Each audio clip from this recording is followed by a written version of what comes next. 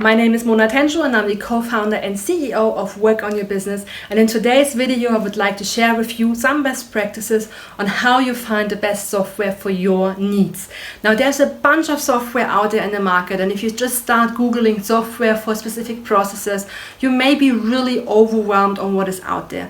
So having been working for more than 15 years in software selection and being a matchmaker between people who are looking for software and the providers who are actually having the software, I can give you some best practices on what helps you facilitate the process, streamline the process, save money and save time. That's what I want to share with you in this video. So step number one in finding the right software for your needs, you have to know your needs. It's the very first step. You need to be very clear what you want, write down a list, and make sure that you also differentiate between what is something you really have to have and what is just a nice to have. Because typically when you want to have everything as a must-have and you have a very long list, it will be a very expensive software. Just to be very clear about that. So make sure that you know exactly what is something you definitely have to have in without these features. Your software will not even be purchased, and what is a nice to have on top of that. Now, if you have your list of requirements, you usually go into a market research phase. So usually you start Googling, you go into the different available options, and you are starting to find software solutions. In that process, it sometimes happens that you realize that there's not one software for all the requirements that you have. Don't freak out, that is very normal. So especially when you look for software solutions that go across certain process steps, it can happen very fast that actually you need different software solutions. Now, you can also find solutions that have all-in-one. Just be aware that usually they're much more expensive. It's possible to have that, but be aware if you are very cost conscious, then you may want to have several systems and make sure that they speak to each other.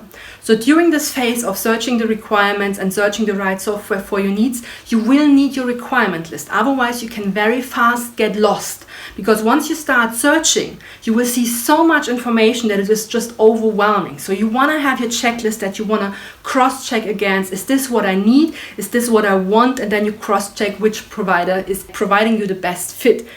Once you have that research, make sure you make use of test phases.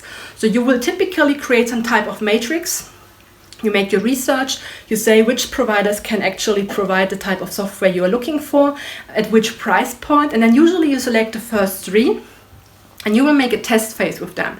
So you want to make use of free test versions, trial versions, that you can just see how is the usability. You can start chatting with the support and finding out some things and asking additional questions in case you're missing something, just to clarify, is it really not there? Is it because it's a test version? What version would be applicable? And so on. So you want to make sure you make use of these free test phases, especially when you work with a team. Let your team test that, because if your team will not like the usability, even the best software in the world will not be adopted. So make sure that you have this in place. And once you have this in place, you just go to your final selection. And the selection is usually made based on fit versus price. So is the software providing everything that you need to have? That's the first step. And if you have several that actually can provide you everything, then usually you will go into a price and you will say, okay, what's the price? The second option on how you can make a decision is not the price, but to go what else is still in the software. So is there growth potential? Could you grow into different modules that the software provides so that when you grow your business, software can grow with you? So that is also a decision criterion that may be relevant to you. It depends a little bit on your budget, because usually software who's more expandable usually is more expensive. But it may be if you're planning to grow very fast, that could be a good thing to go into. Now again, the biggest mistake that I see in selecting software is that people don't have their requirements in the first place. So often I see people, they have an idea, they want to have a CRM system, they have no idea what they actually need for their business, and they just start Googling CRM systems. And then they see all these functionalities and all these crazy things you can do, but they never even have thought about, is that something I need in my business? And you can get lost that way very, very fast. So you should always come with what you need first and then go in the market and search for that. And then you will have a pretty straightforward process in selection and also in terms of finding the right fits, because then you also know your keywords that you want to look for. And then you have a pretty streamlined process. So I hope you found this video valuable. Please also check out all the other videos we have for you.